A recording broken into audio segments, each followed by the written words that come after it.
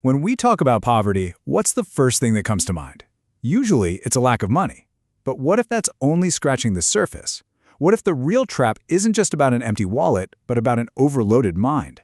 Today, we're going to dive into some fascinating research that completely flips the script on why it's so hard to escape poverty. It's a journey into the cognitive costs of being poor, and it all starts with a single, panicked thought.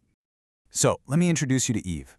She's a mother of 3, and that quote, wow, it just captures that daily, gut-wrenching feeling of living with debt. Every single letter, every phone call could be the next crisis.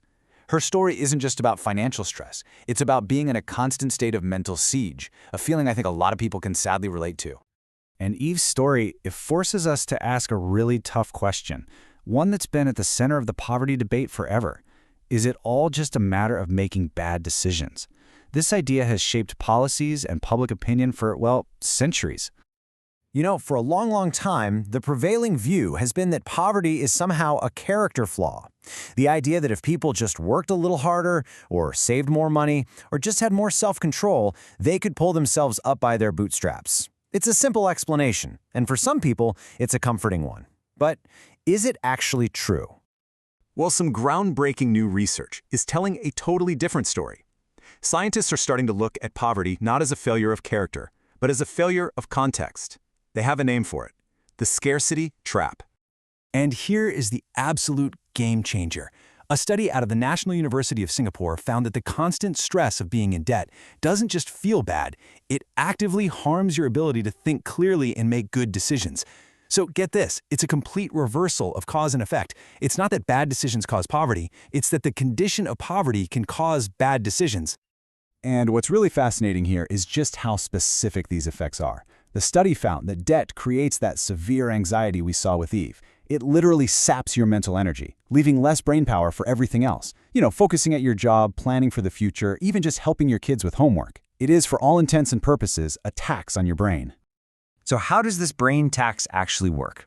Well, to really get it, we need to talk about a concept that psychologists call mental bandwidth, or cognitive load. Okay, think of your brain power like the RAM on your computer. You've only got so much of it available at any given time. Every single task you do, from driving to work to solving a tough problem, uses up some of that RAM. While constantly worrying about making ends meet, juggling bills, that's like running a massive, resource-hogging program in the background all day, every single day. It just leaves you with very little capacity for anything else. This chart breaks down our 2 modes of thinking really well. On the left, you've got your fast, intuitive System 1 brain. That's your gut reaction part. And on the right, you have your slower, more deliberate System 2 brain. That's the part that does complex problem solving and long-term planning.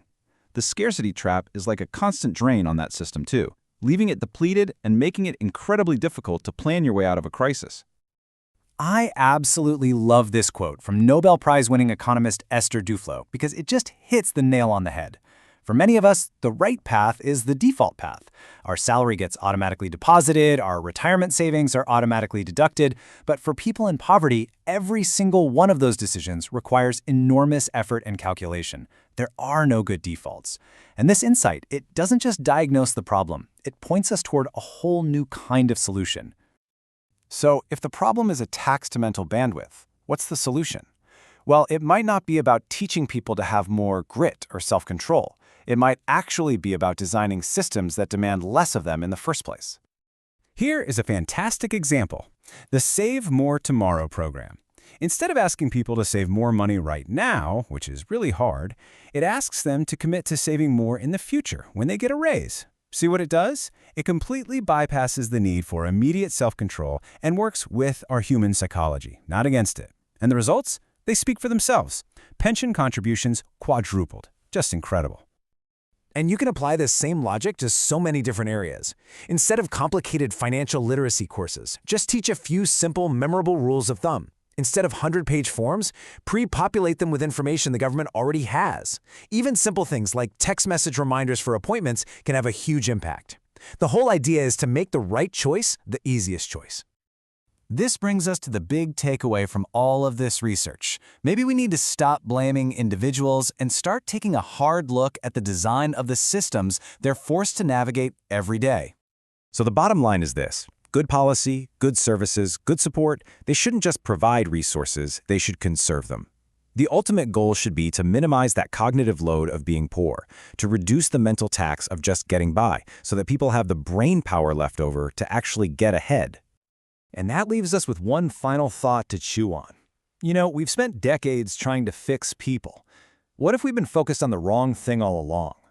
What if the key to unlocking human potential and really breaking the cycle of poverty is about fixing the complexity of the world around us, and by doing that, freeing up the mind to do what it does best: thrive?